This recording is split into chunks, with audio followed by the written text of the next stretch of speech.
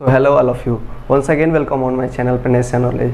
सो मेरा नाम है राहुल गोस्वामी और आज की इस वीडियो में हम लोग अपना जो चैप्टर चल रहा था लाइफ प्रोसेस उसको फिर आगे कंटिन्यू करते हैं। रेस्पिरेशन का हम लोगों ने एक इंट्रोडक्टरी वीडियो बनाया था, उसके बाद आज हम लोग रेस्पिरेशन को आगे प्रोसीड करेंगे।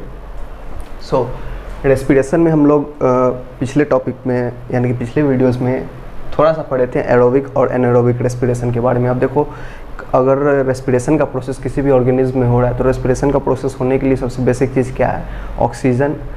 ऑक्सीजन किसी में बिना ऑक्सीजन के भी होता है जो कि एनारोबिक रेस्पिरेशन में होता है, लेकिन सबसे पहला तो जो नेसेसरी चीज़ है, अगर किसी में ऑक्सीजन से हो रहा है तो उसे गैस की ज़रूरत होगी, गैसेस एक्सचेंज। सो गैस इनहेल कर लेगा, जैसे कि कोई भी इंसान है वो गैस इनहेल किया, उसके बाद हमारे सेल में जो रिएक्शन होता है, सेलुलर लेवल पे जो रेस्पिरेशन होता है, उसी के बेसिस पे एनारोबिक और एरोबिक रेस्पिरेशन डिवाइडेड है। सो एरोबिक और एनारोबिक रेस्पिरेशन को भी हम लोग थोड़ा सा समझने की कोशिश करते हैं, उसके बाद वीडियो के लास्ट तक आते आते सारे चीज़ क्लियर हो जाएंगे। सो हम लोग देखते हैं एरोबिक रेस्पिरेशन क्या है। एरोबिक रेस्पिरेशन के बारे में हम लोग क्या पढ़े थे कि ऑक्सीजन के प्रेजेंस में होता है। अब एक्चुअली होता क्या है एरोबिक रेस्पिरेशन में, जो ग्लूकोज होता है उसका ऑक्सीडेशन होता है ऑक्सीजन के प्रेजेंस में।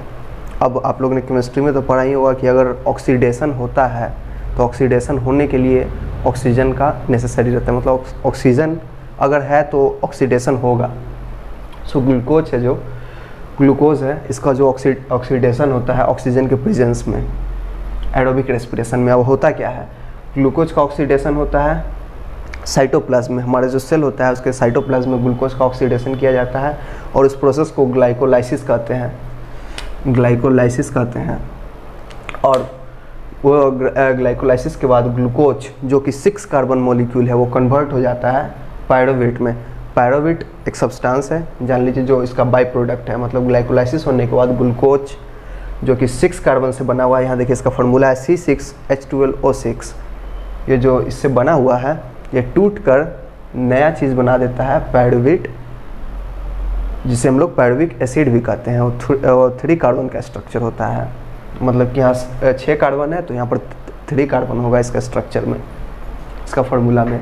उसके बाद इसके आगे क्या होता है एरोबिक रेस्पिरेशन में। एरोबिक रेस्पिरेशन में इसके बाद साइटोप्लाज्म में तो इतना हो गया ग्लाइकोलाइसिस, उसके बाद जाकर माइटोकॉन्ड्रिया, सेल के अंदर जो माइटोकॉन्ड्रिया होता है, जिसे हम लोग एनर्जी हाउस के भी नाम से जानते हैं या energy currency of the cell के नाम से। सो उस माइटोकॉन्ड्रिया में जाकर फिर उसके बाद वहाँ पर फिर ये ब्रेकडाउन होता है, और कार्बन डाइऑक्साइड प्रोड्यूस करता है, वाटर प्रोड्यूस करता है और एटीपी यानी कि एनर्जी प्रोड्यूस करता है। अब उसके बाद जो है आगे का जो एनारोबिक रेस्पिरेशन। सो एनारोबिक रेस्पिरेशन है क्या? सो एनारोबिक रेस्पिरेशन में इनकम्प्लीट ऑक्सीडेशन होता है ग्लूकोज का incomplete oxidation in presence of oxygen या लैक ऑफ ऑक्सीजन, ऑक्सीजन के कमी में या ऑक्सीजन के अभाव में इनकम्प्लीट ऑक्सीडेशन होता है ग्लूकोज का। सो देखो, पहला स्टेप एरोबिक हो या एनारोबिक, कोई भी ऑर्गेनिज्म हो in the world, any organism, सब में पहला स्टेप सब में एकदम सिमिलर होगा, कॉमन, ग्लूकोज से पायरुवेट बनना, और इसे भी ग्लाइकोलाइसिस ही बोलेंगे, ये भी साइटोप्लाज्म में ही होगा। लेकिन उसके बाद एरोबिक में माइटोकॉन्ड्रिया में जाके ब्रेकडाउन होता है, लेकिन एनारोबिक में ये साइटोप्लाज्म में ही इसका प्रोसेस आगे बढ़ते रहता है। सो ग्लूकोज ग्लाइकोलाइसिस से पायरुवेट में कन्वर्ट हो गया, उसके बाद ऑक्सीजन का एब्सेंस या ऑक्सीजन का कमी होता है तो वो इथेनॉल या लैक्टिक एसिड में कन्वर्ट हो जाता है। अगर एब्सेंस ही है पूरा तो वो इथेनॉल बनाता है, अगर ऑक्सीजन है लेकिन कम अमाउंट में है तो वो लैक्टिक एसिड फॉर्म करता है, उसके साथ साथ कार्बन डाइऑक्साइड और एटीपी जो कि एनर्जी का फॉर्म है। टेंशन नहीं लो, है जो ओवरव्यू था एक एरोबिक एनारोबिक रेस्पिरेशन को, इसको वीडियो में 3-4 बार रिपीट करेंगे, पूरा तरह से आपको समझा देंगे। सो प्रीवियस वीडियो में हम लोगों ने एक चीज़ पूछा था आप लोगों से कि ब्रीदिंग और रेस्पिरेशन के बीच में डिफरेंस बताने के लिए। अब देखो, अब कोई भी आदमी जो है वो सांस ले रहा है, उसको बोलेंगे ब्रीदिंग, और जो प्रोसेस हुआ सांस लेने के बाद हमारे सेल में जाकर रेस्पिरेशन हुआ, एरोबिक रेस्पिरेशन, उसका जो एनर्जी मिला, उस पूरे प्रोसेस को रेस्पिरेशन बोलेंगे। सो ब्रीदिंग और रेस्पिरेशन में यही फ़र्क है। अब ब्रीदिंग और रेस्पिरेशन में जो डिफरेंस है उसको थोड़ा बहुत डिटेल में पढ़ लेते हैं, काफ़ी होगा, जितना हम लोग के लिए ज़रूरी है उतना हम लोग पढ़ लेते हैं अभी। सो अब देखते हैं रेस्पिरेशन और ब्रीदिंग के बीच में डिफरेंस, ठीक है, उसको थोड़ा डिटेल में देख लेते हैं। तो पहले ब्रीदिंग के बारे में देखते हैं, ब्रीदिंग है क्या। तो ब्रीदिंग एक फिजिकल प्रोसेस है, इसमें से फिजिकली इन्वॉल्व होता है हमारा बॉडी। देखो नोज से हम लोग ऑक्सीजन इनहेल किए, एयर इनहेल किए, ब्रीदिंग हुआ, इसमें फिजिकल, इसमें केमिकल कुछ भी चीज़ नहीं हो रहा है, जो भी हो रहा है फिजिकल। सो ब्रीदिंग एक फिजिकल प्रोसेस है, लेकिन रेस्पिरेशन केमिकल प्रोसेस है, क्योंकि इसमें जाकर वो ग्लूकोज का भी ब्रेक डाउन होता है। सो केमिकल लेवल पर रेस्पिरेशन का प्रोसेस अकर होता है, इसलिए रेस्पिरेशन एक केमिकल प्रोसेस है, ब्रीदिंग एक फिजिकल प्रोसेस है। अब ब्रीदिंग क्या है, तो ब्रीदिंग वो मैकेनिज्म है जिसके थ्रू, जिसको यूज़ करके कोई भी ऑर्गेनिज्म ऑक्सीजन को ऑब्टेन करता है एयर से और कार्बन डाइऑक्साइड को एयर में रिलीज करता है। सो ब्रीदिंग सांस लिए और सांस छोड़े, सांस लेना और सांस छोड़ना ब्रीदिंग में आता है। इससे हम लोग ऑक्सीजन लेते हैं और कार्बन डाइऑक्साइड को छोड़ते हैं। लेकिन वही अगर हम लोग बात किया जाए रेस्पिरेशन का, तो रेस्पिरेशन क्या है, तो respiration includes breathing as well. Respiration के अंदर ब्रीदिंग भी आता है और साथ ही साथ ऑक्सीडेशन ऑफ फूड भी आता है सेल में टू रिलीज एनर्जी। अब देखो रेस्पिरेशन का जो प्रोसेस है, मैंने अभी थोड़ी देर पहले ही बताया कि रेस्पिरेशन के प्रोसेस में पूरा सारा मैकेनिज्म इन्वॉल्व है, मतलब कि इनटेक ऑफ ऑक्सीजन से लेकर पूरा एनर्जी प्रोडक्शन तक। तो इनटेक ऑफ ऑक्सीजन कैसे होता है, ब्रीदिंग से होता है, तो ब्रीदिंग इसमें इन्वॉल्व होता है। So it include breathing as well as the oxidation of food in the cell of organism to release energy. अब ब्रीदिंग है जो ये लंग्स में होता है, ब्रीदिंग का प्रोसेस लंग्स तक ही जाता है। हम लोग सांस इनहेल किए और फिर उसके बाद फिर हवा छोड़ दिए, एयर इनटेक किए और एयर रिलीज कर दिए। तो ये जो एयर इनटेक कर रहे हैं और एयर रिलीज कर रहे हैं, जा कहाँ रहे हैं, हम लोग महसूस भी कर सकते हैं कि जब हम लोग सांस लेते हैं तो वो जाता कहाँ है, नोज से होते हुए, गले से नीचे होते हुए लंग्स तक जाता है। लेकिन ये जो है रेस्पिरेशन है, ये माइटोकॉन्ड्रिया में होता है, सेल के अंदर जो माइटोकॉन्ड्रिया जो ऑर्गेनेल पाया जाता है उसमें जाकर होता है। तो ये सेलुलर लेवल का इसमें प्रोसेस होता है, माइटोकॉन्ड्रिया के अंदर रेस्पिरेशन होता है और ब्रीदिंग लंग्स तक ही होता है। अब देखो रेस्पिरेशन के बारे में कुछ खास बात है। रेस्पिरेशन है क्या, बायोकेमिकल प्रोसेस है। बायोकेमिकल प्रोसेस करने का मतलब क्या, मतलब कि ऐसा बायोलॉजिकल प्रोसेस जो जिसमें केमिकल्स इन्वॉल्व हो, केमिकल्स का ज़रूरत पड़े। तो रेस्पिरेशन बायोकेमिकल प्रोसेस है जो कि अलग अलग स्टेजेस में होता है हमारे बॉडी में। मतलब कि पहले सांस लिए, उसके बाद फिर हमारे शरीर में गया, सेल में गया, ब्रेक डाउन हुआ, जैसे कि एरोबिक और एनारोबिक में बताए थे। पहले ग्लाइकोलाइसिस होता है सेल में, उसके बाद फिर माइटोकॉन्ड्रिया में जाकर फिर ब्रेक डाउन होता है। तो वही है कि अलग अलग स्टेजेस में होता है और इसके लिए इंजाइम चाहिए, अलग अलग स्टेज पे अलग अलग इंजाइम चाहिए। इंजाइम के बारे में हम लोगों को अभी नहीं पढ़ना है, हायर क्लासेस में पढ़ना है। रेस्पिरेशन है क्या, respiration is just opposite of photosynthesis. Photosynthesis में हम लोग क्या करते थे, फोटोसिंथेसिस में हम लोग ग्लूकोज को फॉर्म करते थे, ग्लूकोज को बनाते थे। प्लांट क्या करता था, ग्लूकोज फॉर्मेशन करता था। सो वो एक हम लोग कोई भी चीज़ बना रहे थे। लेकिन रेस्पिरेशन में हम लोग क्या करते हैं, रेस्पिरेशन में हम लोग ब्रेक डाउन करते हैं कोई फूड मॉलिक्यूल का। रेस्पिरेशन में हम लोग ग्लूकोज जो कि प्लांट अगर उसको बनाता है तो हम लोग उसको रेस्पिरेशन से तोड़ देते हैं। सो फोटोसिंथेसिस कोई भी चीज़ का प्रोडक्शन करता है तो रेस्पिरेशन ब्रेक डाउन करता है, इसलिए कहा जाता है कि ये अपोजिट है फोटोसिंथेसिस का। ओके, सो ये तो हो गया जनरल कि किस तरह से रेस्पिरेशन होता है सारे ऑर्गेनिज्म के बारे में। अब ह्यूमन में किस तरह से रेस्पिरेशन होता है उसके बारे में हम लोग जानते हैं। सो ह्यूमन में रेस्पिरेशन होता है जो वो 2 स्टेजेस में होता है बेसिकली। अब देखो कोई ऑर्गेनिज्म रहेगा उसमें ब्रीदिंग का मैकेनिज्म कोई और तरह से हो सकता है, या कोई ऑर्गेनिज्म है जिसमें ऑक्सीजन का ज़रूरत ही नहीं है तो उसमें तो ब्रीदिंग का मैकेनिज्म होगा ही नहीं, डायरेक्ट वो रेस्पिरेशन करेगा, सेलुलर रेस्पिरेशन करेगा। लेकिन ह्यूमन में 2 तरह से होता है ब्रीदिंग, पहला 2 स्टेज में होता है, पहला होता है ब्रीदिंग और दूसरा सेलुलर रेस्पिरेशन। अब ब्रीदिंग क्या है, ब्रीदिंग तो आप लोग सबों ने अभी जाना, ब्रीदिंग में हम लोग ऑक्सीजन इंटेक करते हैं और कार्बन डाइऑक्साइड रिलीज करते हैं।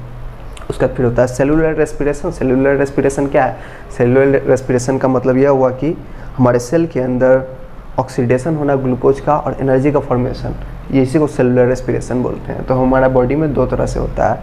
अब ब्रीदिंग हम लोग में तो हम लोग नोज से करते हैं इनहेल, लेकिन अब हम लोग देख लेते हैं फ्रॉग में नोज से हम लोग का लंग्स यूज होता है ना, ब्रीदिंग इन्वॉल्व्स लंग्स मेनली। लेकिन वही अगर हम लोग फ्रॉग का बात करें, फ्रॉग मतलब कि मेंढक, तो फ्रॉग में क्या होता है वो अपने स्किन से भी कर सकता है ब्रीदिंग का मैकेनिज्म और अपने लंग से भी कर सकता है। फिश में कैसे होता है, फिश अपने गिल्स का जो गिल्स होता है यहाँ पर जो प्रेजेंट होता है फिश के, उसके मदद से वो अपना ब्रीदिंग का प्रोसेस कंप्लीट करता है। उसी तरह हम लोग बात करते हैं अर्थवर्म केंचुआ, जो कि ज़मीन पर चलता है, बारिश के वक्त में निकलता है, एकदम पतला रस्सी जैसा रहता है। ओके, चाउमीन जैसा देखने में लगता है। सो उसमें कैसे होता है, वो भी अपने स्किन से करता है गैसेस का एक्सचेंज, यानी कि ब्रीदिंग बेसिकली है क्या, गैसेस का एक्सचेंज। सो ब्रीदिंग वो भी अपने स्किन से करता है। उसके बाद सेलुलर रेस्पिरेशन जाकर सब में अलग अलग पार्ट में डिवाइड हो जाता है। पहला ग्लाइकोलाइसिस सेम होता है, उसके बाद फिर एरोबिक और एनारोबिक में जाकर डिवाइड हो जाता है। तो पहले हम लोग ह्यूमन के बारे में पूरा अच्छी तरह से जानते हैं कि ह्यूमन में किस तरह से होता है रेस्पिरेशन का प्रोसेस, पूरा इन्वॉल्व किस तरह से है। और इसी साथ साथ हम लोग एरोबिक और एनारोबिक को पूरा कट टू कट क्लियर करेंगे लास्ट वीडियो, इस वीडियो के लास्ट तक जितना हो सके उतना रिवीजन भी करेंगे। देखते हैं ह्यूमन रेस्पिरेटरी सिस्टम के बारे में। ह्यूमन रेस्पिरेटरी सिस्टम है क्या, उसका मतलब कैसा स्ट्रक्चर है हमारे बॉडी के अंदर, उसमें कैसे रेस्पिरेशन का मैकेनिज्म होता है और हम लोग को कैसे एनर्जी मिलता है। सो ह्यूमन रेस्पिरेटरी सिस्टम अगर हम लोग देखते हैं तो सबसे पहले नेज़ल कैविटी, जो हमारा नोज है, वहाँ से हम लोग एयर को इंटेक करते हैं। सो नेज़ल कैविटी से नोज से होते हुए हवा या एयर हमारे इंटर करता है फेरिंग्स के रीजन में। फेरिंग्स मैंने डाइजेशन वाले वीडियो में बताया था कि फेरिंग्स कॉमन पैसेज होता है नोज़ के लिए और फूड के लिए, मतलब कि एयर और फूड के लिए कॉमन पैसेज होता है फेरिंग्स, जहाँ पर आकर ऊपर से नेज़ल चैम्बर और माउथ का ये बकोफेरिंजियल दोनों कैविटी खुलता है और ये जो स्पेस बनता है यही फेरिंग्स बनता है। उसके बाद फिर नीचे वो कंटिन्यू हो जाता है। सो फेरिंग्स भी फिर नीचे आके डाइजेशन में फूड के जाने के लिए, मतलब खाना का जाने के लिए उसके लिए अलग रास्ता था, फूड पाइप था, और यहाँ पे हवा को जाने के लिए विंड पाइप होता है बना हुआ। सो ये जो फेरिंग्स के बाद ये जो इतना दूर का ये जो लेंथ हुआ, इसी को बोलते हैं विंड पाइप। यहाँ से पूरा यहाँ तक बेसिकली इसी को बोलते हैं विंड पाइप या ट्रैकिया, ठीक है। उसके बाद ये जो ट्रैकिया नीचे आता है, आके फिर दो पार्ट में डिवाइड हो जाता है। तो ये जो दो बड़ा ये जो पार्ट है, ये और ये, इसको क्या बोलते हैं, ब्रोंक्यूल्स बोलते हैं या ब्रोंचस बोलते हैं। अब ब्रोंक्यूल्स प्लूरल हो गया, ब्रोंचस सिंगुलर हो गया। सो ब्रोंक्यूल में आकर डिवाइड हो जाता है यहाँ पर। उसके बाद फिर ये जाकर फिर अंदर भी जाकर बहुत सारे डिवीजन करता है। जैसे यहाँ पर आकर ये दो पार्ट में बताया, फिर अंदर आकर ये दो पार्ट में, तीन पार्ट में, चार पार्ट में होकर अलग अलग ये पूरे होकर पूरे लंग्स में हमारा स्प्रेड हो जाता है, ठीक है। तो उसके बाद ये जो स्प्रेड होता है, तो इसका जो स्प्रेड होने के बाद इसका जो ये सब जो डिवीज़न होता है, अलग अलग जो छोटा छोटा इसका डिवीज़न होता है, ये हुआ ये सब। सो इसको क्या बोलते हैं, ब्रोंक्यूल्स बोलते हैं, समझे ना। ब्रोंकी इसको, ब्रोंकाई इसको बोले। यहाँ पे जो डिवीज़न हुआ, उसके बाद फिर आकर जो छोटे छोटे जो अलग अलग छोटे छोटे नेटवर्क जो फॉर्म कर देता है पूरा, उसको ब्रोंक्यूल्स बोलती हैं। उसके बाद इसमें जो देख रहे हैं बॉल शीशा, कॉटन बॉल शीशा स्ट्रक्चर इसमें बना हुआ है, उसको क्या बोलते हैं, एल्वियोली बोलते हैं या एयर सैक बोलते हैं। सो यही होता है साइट ऑफ गैसियस एक्सचेंज, मतलब कि एल्वियोली में ही गैसियस एक्सचेंज अकर होता है। अब देखो होता क्या है, हम लोग एयर इनहेल किए, नोज से इनहेल किए, उसके बाद फेरिंग्स, हमारे फेरिंग्स के रीजन से होते हुए विंड पाइप से होते हुए पूरा नीचे तक ट्रैवल करता है, आके ब्रोंचस में डिवाइड होगा, फिर ब्रोंक्यूल्स में डिवाइड होगा, आकर फिर एयर सैक में आता है। एयर सैक में आता है और ये थोड़ा फूल जाता है और उसमें एयर फिल हो जाता है। एयर फिलने के कारण, एयर भरने के कारण थोड़ा फूल जाता है और फिर यहीं से गैसेस एक्सचेंज होता है। यहाँ पर ब्लड वेसल, ये सारे चीज़ प्रेजेंट होते हैं, जो भी ज़रूरत का चीज़ होता है। उसके बाद अब हम लोग यहाँ पे थोड़ा देख लेते हैं, ये जो हम लोग का जो विंड पाइप है, वहाँ पे ये जो देख रहे हैं कुछ रिंग्स जैसा बना हुआ है, जिसको हम लोग कहते हैं कार्टिलेज का रिंग्स ऑफ कार्टिलेज, जो रिंग्स बना हुआ है। तो ये क्यों बना हुआ रहता है, तो इसलिए बना हुआ रहता है ताकि हमारा विंड पाइप कभी कोलैप्स नहीं करे। क्योंकि आप लोग हायर क्लासेस में जाइएगा या आप लोग ऐसा फील भी कर सकते हैं कि जब रेस्पिरेशन का प्रोसेस होता है, जब ब्रीदिंग हम लोग करते हैं, जब एयर को इंटेक करते हैं फिर एक्सेल करते हैं, तो उसमें बहुत ज़्यादा प्रेशर डिफरेंस होता है, ठीक है। जैसे कि हम लोग सांस लेते हैं तो थोड़ा जोर लगाना पड़ता है, प्रेशर क्रिएट होता है। सो इसी कारण से डैमेज ना हो जाए, इसलिए यहाँ पर कार्टिलेज का रिंग हम लोग का बॉडी में बना हुआ है अपने आप, कि ताकि ये कोलैप्स ना हो और हम लोग लगातार सांस लेते रहें। अगर ये कोलैप्स हो जाएगा तो फिर एयर जा ही नहीं पाएगा नीचे। सो कार्टिलेज का रिंग प्रेजेंट होता है। उसके बाद ये तो लंग्स हो गया। अब डायग्राम इतना अच्छा नहीं है मेरा, लेकिन फिर भी जो है उसमें एडजस्ट कर लो सब। उसके बाद फिर इसके नीचे होता है एक ऐसा ऊपर की ओर थोड़ा धंसा हुआ जैसा शेप बना हुआ होता है मसल्स का, जिसको हम लोग डायफ्राम बोलते हैं, ठीक है। डायफ्राम बेसिकली डायफ्राम देखो ऐसा होता है, ऐसा थोड़ा सा ऐसे ऊपर की ओर, अंदर की ओर, ऊपर की ओर थोड़ा ऐसे, इसका नॉर्मल इसका स्ट्रक्चर है। जब ये रिलैक्स होता है तो रिलैक्स मोड में ये ऐसे ही रहता है, ठीक है। रिलैक्स अगर ये कॉन्ट्रैक्ट करेगा, ठीक है, तो ऐसे हो जाएगा। अब देखो कोई भी चीज़ अगर ऐसे है वो रिलैक्स है, ऐसे हुआ तो कॉन्ट्रैक्ट हुआ ना, उसमें वो फोर्स लगाया, कॉन्ट्रैक्शन हुआ उसमें, फिर वो रिलैक्स हुआ था ऐसे। तो डायफ्राम ऐसे होता है स्ट्रक्चर में, और जब वो कॉन्ट्रैक्ट करता है तो वो ऐसे हो जाता है। सो अब आप लोगों को लग रहा है ये क्यों हम बता रहे हैं, इसका भी आगे बहुत ज़्यादा यूज है। अभी हम लोग इसको देखते हैं तुरंत, 1 मिनट में इसको हम लोग देखते हैं। सो अब जो ब्रीदिंग का हम लोग, ये तो हम लोग देख लिए कि ह्यूमन रेस्पिरेटरी सिस्टम का स्ट्रक्चर कैसा है, कैसे कैसे पूरा प्रोसेस हो रहा है। अब जो ब्रीदिंग है, जो ऑक्सीजन एयर का इन्हेलेशन हुआ, एक्सहेलेशन, ये जो टर्म आ रहा है, मतलब कि सांस को लेना और छोड़ना, तो इन्हेलेशन एक्सहेलेशन को समझते हैं। वही ब्रीदिंग भी 2 पार्ट में डिवाइडेड है, इन्हेलेशन और exhalation. Inhalation intake of air, exhalation release of air. अब इनटेक करेगा क्या चीज़ का, ऑक्सीजन का, रिलीज क्या चीज़ का करेगा, कार्बन डाइऑक्साइड का। अब उसको भी हम लोग देख लेते हैं थोड़ा अच्छा से, थोड़ा डिटेल में देख लेते हैं यहाँ पे। अब देखो, अब ये जो ब्रीदिंग का प्रोसेस हो रहा है ह्यूमन में, कैसे हो रहा है। सो ब्रीदिंग के लिए क्या ज़रूरी है, लंग्स ज़रूरी है। तो लंग्स क्या होता है, लंग्स का हम लोग पूरा स्ट्रक्चर हम लोग देख लिए थोड़ी देर पहले, देखे अभी स्ट्रक्चर देख लिए। उसके नीचे डायफ्राम प्रेजेंट होता है। लंग्स अगर यहाँ पर हम लोग के यहाँ पर प्रेजेंट होता है तो डायफ्राम यहाँ पर प्रेजेंट होता है। और ये एब्डोमिनल कैविटी होता है, पेट को एब्डोमिनल कैविटी बोलते हैं, पेट के रीजन को। और इसके ऊपर डायफ्राम होता है और इसके ऊपर लंग्स प्रेजेंट होता है। अब लंग्स क्या होता है, ऊपर में वो पूरा लंग्स हमारा प्रोटेक्टेड होता है रिब केज के अंदर, और कोस्टल मसल या इसी को इंटर कोस्टल मसल भी बोलते हैं। सो रिब केज से पूरा प्रेजेंट होता है। आप लोग यहाँ पे फील भी कर सकते हैं कि यहाँ पर अगर लंग्स है तो उसके ऊपर हड्डी जैसा स्ट्रक्चर पूरा बना हुआ है, लाइन ऐसा पूरा स्ट्रक्चर बना हुआ होगा, ऐसा पूरा बना हुआ होता है स्ट्रक्चर हमारे लंग्स के ऊपर। हमारे बॉडी में हम लोग इसको टच करके भी फील कर सकते हैं। सो ऐसा स्ट्रक्चर बना हुआ होता है, रिब का पूरा केज होता है, रिब का केज, उसी के अंदर में लंग्स प्रेजेंट होता है। अब ब्रीदिंग क्या है, ब्रीदिंग हमने बताया अभी थोड़ी देर पहले कि ब्रीदिंग में 2 प्रोसेस इन्वॉल्व होते हैं, इन्हेलेशन या एक्सहेलेशन। इन्हेलेशन क्या है, intake of oxygen, exhalation release of carbon dioxide. So inhalation हम लोग करते हैं, इन्हेलेशन को हम लोग और क्या बोलते हैं, इंस्पिरेशन भी बोलते हैं। एक्सहेलेशन को क्या बोलते हैं, एक्सपीरेशन। अब इन्हेलेशन में होता क्या है, जो डायफ्राम होता है, जो कि लंग्स के नीचे का जो ये डायफ्राम होता है, जिसका स्ट्रक्चर कुछ ऐसा होता है, ऐसा बताया था ना अभी, ऐसा होता है जिसका स्ट्रक्चर डायफ्राम, जिसका स्ट्रक्चर ऐसा होता है नॉर्मल पोजीशन में। सो डायफ्राम क्या करता है, डायफ्राम कॉन्ट्रैक्ट करता है।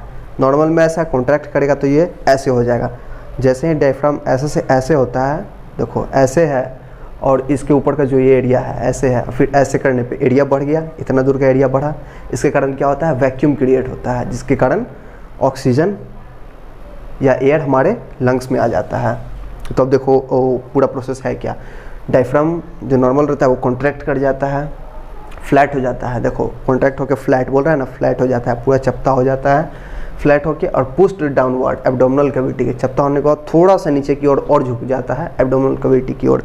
अब मान लो यहाँ पे हम लोग का ये डायफ्राम है इस तरह से, ओके। अब जब इन्हेलेशन का प्रोसेस हो रहा है तो पहले ये फ्लैट होगा, उसका थोड़ा सा ये नीचे की ओर दबेगा एब्डोमिनल कैविटी यानी कि पेट की ओर, जिसके कारण वैक्यूम क्रिएट होगा और एयर क्या होता है हमारे लंग्स में इंटर कर जाता है। तो देखो क्या होता है, diaphragm contract, flat, push toward abdominal cavity.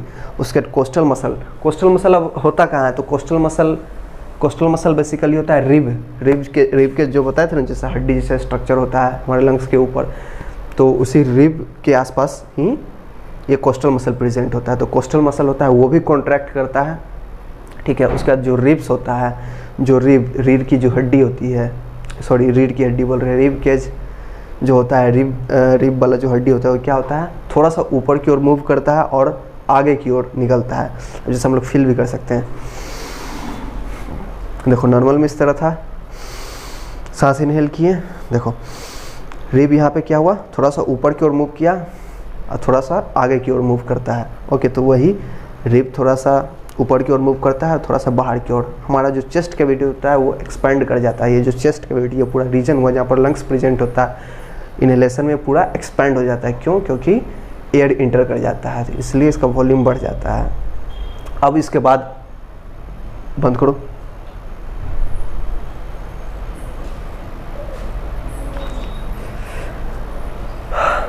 अब इनहेलेशन के बाद हम लोग एक्सहेलेशन देखते हैं। एक्सहेलेशन को क्या बोलते हैं, एक्सपीरेशन भी बोलते हैं। सो एक्सहेलेशन में होता क्या है, डायफ्राम वापस से रिलैक्स हो जाता है। अब ये डायफ्राम जो ऐसे था, फ्लैट हुआ था, थोड़ा सा नीचे की ओर पुश हुआ था एब्डोमिनल कैविटी की ओर, जिसके कारण एयर इंटर किया था, इनहेलेशन का प्रोसेस हुआ था, ये वापस रिलीज होकर अपने नॉर्मल पोजीशन में आ जाता है। जैसे इसका नॉर्मल पोजीशन होता है तो सो वही लिखा हुआ है डायफ्राम रिलैक्स होता है। अब ये ऐसे से जो ऐसे हुआ इसके कारण क्या होता है,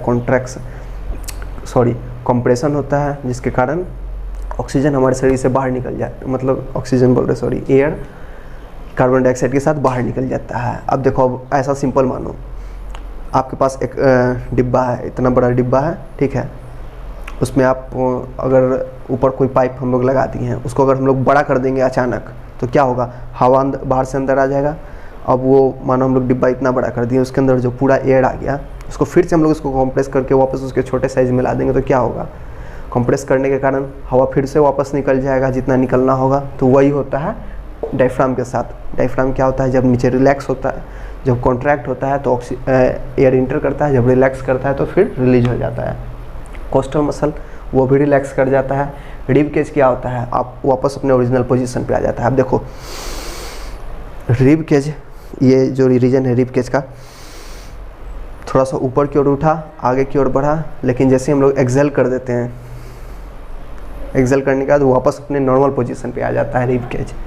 सो rib cage comes to original position. Chest cavity compresses, chest का जो कैविटी यहाँ पे जो हमने बताया कि जो एक्सपेंड करता है, जिसका वॉल्यूम बढ़ जाता है, जिसके कारण वो बड़ा हो जाता है, वो अब फिर से वापस कंप्रेस होता है, यानी कि दबने लगता है। अब दबने क्यों लगता है, डायफ्राम भी अपना वापस नॉर्मल पोजीशन पे आने लगा, कोस्टल मसल भी रिलैक्स हो जाता है, रिब केज भी अपने ओरिजिनल पोजीशन पे आने लगता है, तो चारों तरफ से प्रेशर बनने लगता है, इसलिए कंप्रेस हो जाता है चेस्ट कैविटी और एयर या कार्बन डाइऑक्साइड हमारे शरीर से एक्सेल हो जाता है। तो ये तो हो गया ब्रीदिंग का, हम लोग प्रोसेस देख लिए, इनहेलेशन किस तरह से हुआ, एक्सेलेशन किस तरह से हुआ। आई होप कि यहाँ तक आप लोगों को बहुत अच्छा से समझ आया होगा। जो भी दिक्कत होगा आप लोगों को एकदम कमेंट में एकदम लिखिएगा, उसके एकदम फट से आप लोगों को जवाब मिलेगा। अब इसके आगे का प्रोसेस किस तरह से होता है। सो अभी तो हम लोग देख रहे थे थोड़ी देर पहले कि ह्यूमन बींग में रेस्पिरेशन 2 स्टेजेस में होता है, पहला ब्रीदिंग और दूसरा सेलुलर रेस्पिरेशन। ब्रीदिंग तो हम लोग देख लिए पूरे अच्छे से, इसके बाद अब बारी है किसकी, सेलुलर रेस्पिरेशन की। अब जो सेलुलर रेस्पिरेशन है वो भी जाकर 2 अलग अलग स्टेज में होता है, या उसका भी 2 डिवीजन हम लोग कह सकते हैं। पहला क्या है तो ग्लाइकोलाइसिस, मतलब कि ग्लूकोज का ब्रेकडाउन, और दूसरा क्या है पैरोविट जो फॉर्म होता है उसका ब्रेकडाउन। वही पैरोविट फॉर्मेशन ऑफ ब्रेकडाउन ऑफ पैरोविट ही अलग अलग जाकर एरोबिक और एनारोबिक डिसाइड करता है, क्योंकि ग्लाइकोलाइसिस तो सब में होता है, सेम होता है, कॉमन होता है। तो हम लोग देखते हैं सेलुलर रेस्पिरेशन को पूरा ग्लाइकोलाइसिस से, और उसके बाद पैरोविट का ब्रेकडाउन से, और पूरा हम लोग को फिर से एक बार हम लोग का रिवीजन हो जाएगा और पूरा क्लियर हो जाएगा एरोबिक और एनारोबिक रेस्पिरेशन के बारे में। सो विदाउट वेस्टिंग टाइम चलो हम लोग इस टॉपिक को पढ़ते हैं। तो चलो हम लोग सेलुलर रेस्पिरेशन के बारे में देखते हैं। ब्रीथिंग का मैकेनिज्म हम लोग पूरा देख लिए, इनहेलेशन किस तरह से होता है, एक्सहेलेशन किस तरह से होता है। इनहेलेशन में ऑक्सीजन का इंटेक होता है, एक्सहेलेशन में ऑक्सीजन कार्बन डाइऑक्साइड को हम लोग रिलीज करते हैं। इनहेलेशन में डायफ्राम कॉन्ट्रैक्ट होता है, अपवर्ड थोड़ा नीचे की ओर मूव होता है, डाउन एब्डोमिनल कैविटी की ओर मूव होता है, प्रेशर क्रिएट होता है। सो ये सब पूरा मैकेनिज्म हम लोगों ने देखा। अब हम लोग देखते हैं सेलुलर रेस्पिरेशन के बारे में। तो सेलुलर रेस्पिरेशन में जैसा कि मैंने आप लोगों को बताया था कि इसमें भी 2 प्रोसेस होते हैं, पहला ग्लूकोज का ब्रेकडाउन और उसके बाद फिर पैरोवेट का ब्रेकडाउन। सो ग्लूकोज का ब्रेकडाउन सब में कॉमन होता है, जैसा कि हमने शुरू में जब मैं बता रहा था एरोबिक और एनारोबिक के बारे में डिफरेंस में, तो मैंने बताया था कि ग्लाइकोलाइसिस का जो प्रोसेस होता है वो सब में सेम होता है, वो एरोबिक हो या एनारोबिक हो सब में सेम होता है। सो ह्यूमन क्या है, ह्यूमन एरोबिक रेस्पिरेशन शो करता है, क्योंकि हम लोग ऑक्सीजन इनहेल करते हैं, यानी कि ऑक्सीजन के प्रेजेंस में हम लोग के अंदर ब्रेकडाउन होता है ग्लूकोज का।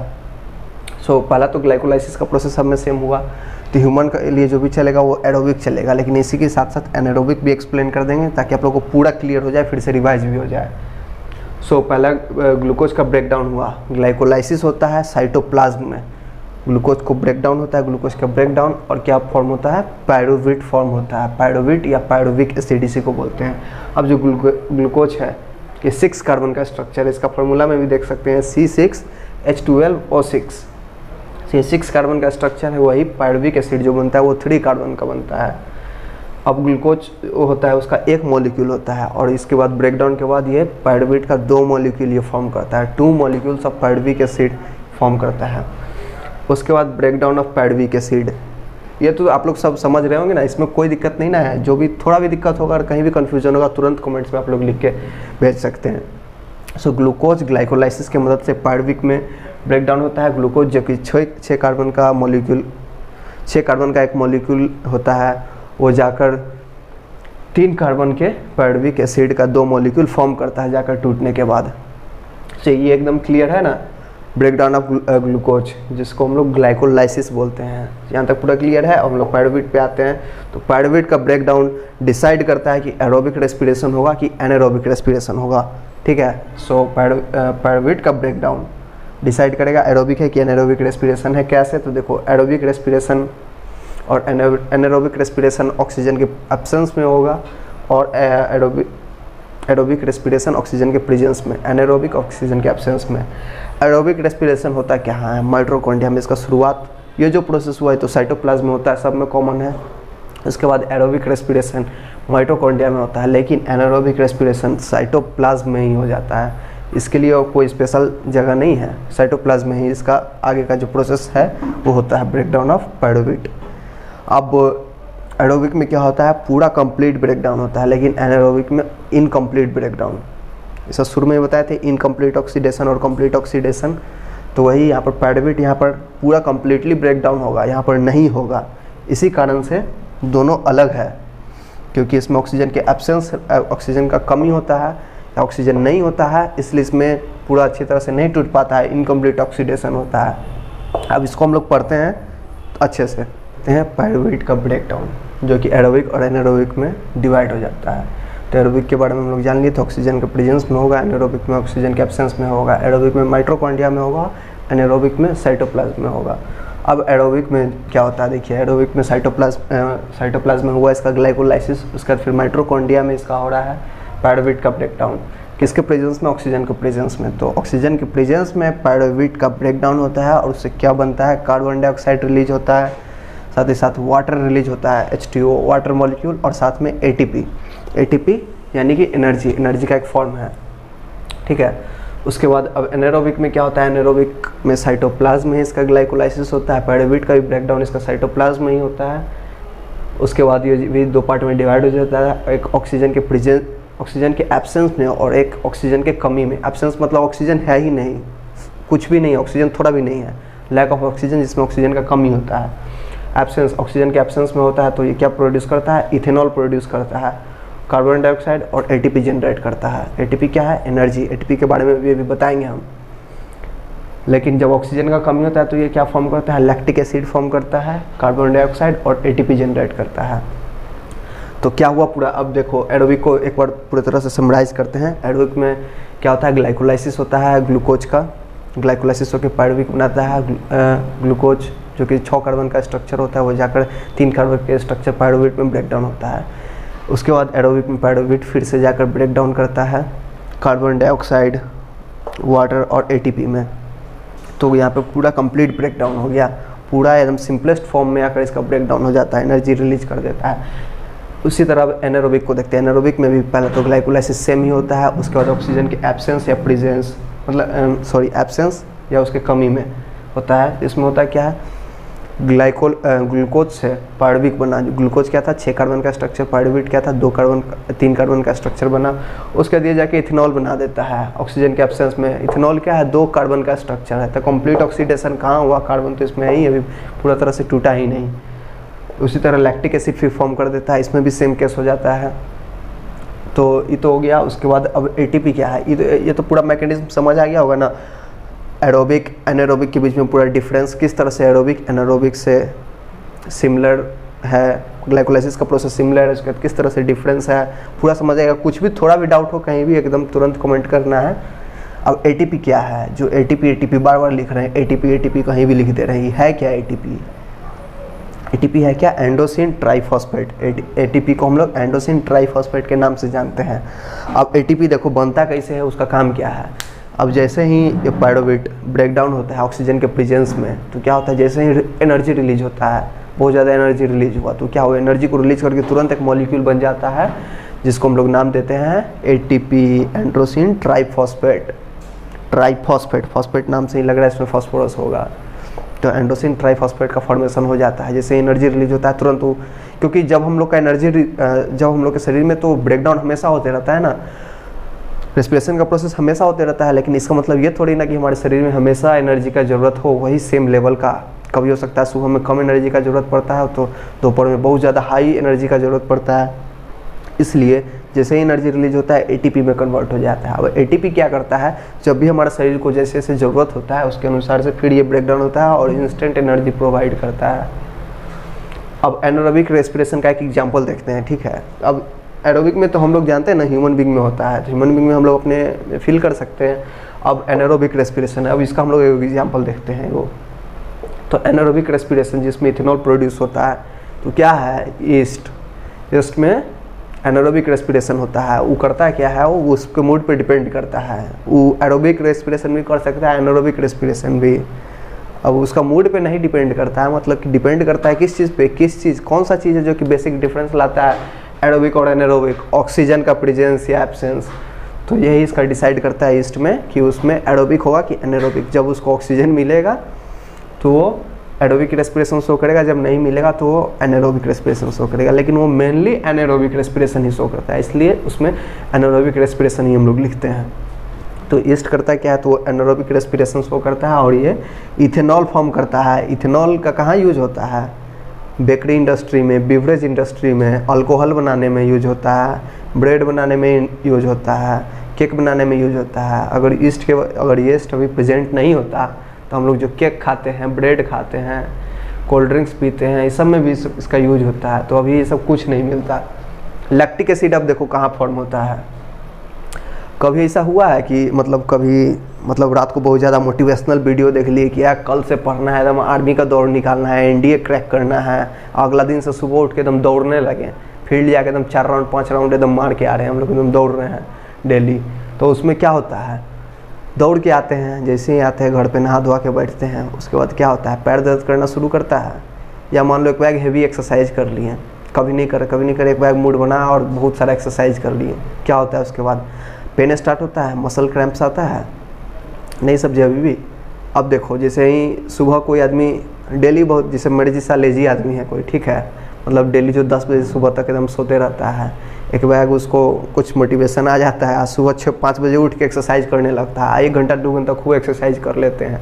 तो उसके बाद क्या होता है, कहते हैं यहाँ दर्द कर रहा है, यहाँ दर्द कर रहा है, यहाँ दर्द कर रहा है, होता है ना। उसी तरह दौड़ लिए, दौड़ के आए, पैर के नीचे यहाँ का जो पोजीशन होता है, पैर के नीचे ये जो मसल्स होता है पैर के नीचे, वो पेन करने लगता है। तो क्या हुआ, तो किस कारण से पेन करता है, यही लैक्टिक एसिड का फॉर्मेशन से। जब हम लोग दौड़ते हैं तब क्या होता है, ऑक्सीजन का कमी आता है, क्योंकि हम लोग का बॉडी एडॉप्टेड होता है जिस तरह से हम लोग डेली यूज करते हैं, डेली काम करते हैं उसके लिए। लेकिन हम लोग जैसे ही कोई फिजिकल एक्सरसाइज करते हैं उसमें ज़्यादा से ज़्यादा ऑक्सीजन का रिक्वायरमेंट होता है, तो ऑक्सीजन का वहाँ पर कमी हो जाता है। ऑक्सीजन के कमी में क्या होगा, लैक्टिक एसिड का फॉर्मेशन होगा, जो कि पेनफुल सेंसेशन देता है हमारे बॉडी में, ठीक है। इसलिए जब एथलीट को जब आदत बन जाता है, अब लोग देखे होंगे, अब जैसे हम बोल दिए कि अब ये एक्सरसाइज कर ली, हेवी एक्सरसाइज, तो दर्द कर रहा है, वही अगर हम लोग लगातार करना शुरू कर दिए 1 महीना, उसके बाद दर्द ही नहीं होगा, क्योंकि हमारा बॉडी एडॉप्ट हो जाता है उतना ऑक्सीजन कंज्यूम करने के लिए या उतना ऑक्सीजन लेने के लिए। तो आई होप कि सारा टॉपिक कवर हो गया होगा। रेस्पिरेशन में कुछ बचा तो नहीं है, देख लेते हैं एक नज़र और। चलो अभी तक तो नहीं है कुछ टॉपिक बचा हुआ, तो यहाँ तक तो पूरा कंप्लीट हो गया। रेस्पिरेशन आज पूरा ख़त्म हो गया, डाइजेशन ख़त्म हुआ, उसके बाद रेस्पिरेशन ख़त्म हुआ। बहुत मुश्किल लगा, पहला बार था, इसलिए चलो अब एक बार चलो समराइज कर लेते हैं। अब रेस्पिरेशन है क्या, तो ऐसा प्रोसेस जो कि एनर्जी प्रोवाइड करता है किसी भी फूड मॉलिक्यूल को ब्रेक करके, या किसी भी मॉलिक्यूल को ब्रेक करके हम लोग को बस एनर्जी मिलना चाहिए, एनर्जी से मतलब है। तो इसमें होता क्या है, 2 प्रोसेस इन्वॉल्व होता है। पूरा एनर्जी का मैकेनिज्म, एक एनर्जी गेनिंग का मैकेनिज्म, एक ब्रीदिंग होता है, और उसके बाद एक क्या होता है, सेलुलर रेस्पिरेशन। ब्रीदिंग में क्या होता है, 2 प्रोसेस इन्वॉल्व होता है, एक होता है इनहेलेशन और एक एक्सहेलेशन। इनहेलेशन में ऑक्सीजन को इंटेक करते हैं, एक्सहेलेशन में रिलीज करते हैं। उसके बाद जो आता है वो सेलुलर रेस्पिरेशन आता है। सेलुलर रेस्पिरेशन भी 2 पार्ट में जाकर डिवाइड हो जाता है। एक बार उसमें ग्लूकोज का ब्रेक डाउन होता है, एक बार पायरुवेट का ब्रेक डाउन होता है। ग्लूकोज का ब्रेक डाउन होता है ग्लाइकोलाइसिस के प्रोसेस से, जिसमें ग्लूकोज ब्रेक डाउन करके पायरुवेट बनाता है या पायरुविक एसिड बनाता है, और फिर दूसरे उसके स्टेप में पायरुवेट जाके ब्रेक डाउन करके किसी में कार्बन डाइऑक्साइड साथ में वाटर मॉलिक्यूल देता है और एनर्जी देता है।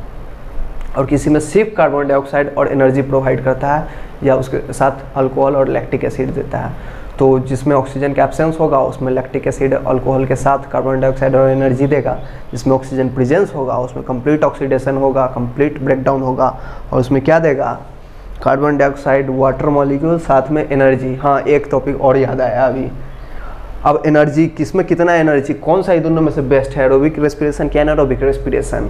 अब देखो एनारोबिक रेस्पिरेशन है तो यहाँ पे जो फॉर्म करता है इसका 2 मॉलिक्यूल फॉर्म करता है एटीपी का, यहाँ पे भी इसका भी 2 मॉलिक्यूल फॉर्म करता है। ठीक है, तो देख लिया एनारोबिक में एब्सेंस में हो या लैक में हो दोनों में बराबर ही रहता है। ठीक है, 2 मॉलिक्यूल दोनों में एटीपी फॉर्म करता है। लेकिन अब एरोबिक में देख लो, एरोबिक में 2 नहीं 36 से 38 मॉलिक्यूल फॉर्म करता है एटीपी का। तो सोच लो उससे कितना ज़्यादा इसमें फॉर्म करता है, पूरा ऑक्सीजन का प्रेजेंस में हो रहा है। इसलिए तो कहा जाता है कि ऑक्सीजन बेसिक नीड है किसी भी ऑर्गेनिज्म का सर्वाइव करने के लिए, क्योंकि बहुत ही ज़्यादा ह्यूज अमाउंट में एनर्जी प्रोवाइड करता है। देखो 36 से 38 मॉलिक्यूल फॉर्म करता है एटीपी का एरोबिक रेस्पिरेशन, और एनारोबिक रेस्पिरेशन में 2 ही मॉलिक्यूल फॉर्म होता है। इसका मतलब जाहिर सिंपल सी बात है कि इससे ज़्यादा एनर्जी ये प्रोवाइड करेगा एरोबिक रेस्पिरेशन। तो एरोबिक रेस्पिरेशन और एनारोबिक रेस्पिरेशन के बारे में आई होप कि सारा चीज़ क्लियर हो। अगर कोई भी डाउट हो, थोड़ा भी डाउट हो, कहीं पर भी कुछ भी प्रॉब्लम आए, एकदम फट से कमेंट में आप लोगों को लिखना है कि ये डाउट है भैया, ये डाउट है। ठीक है, so till then keep studying, have a nice biology.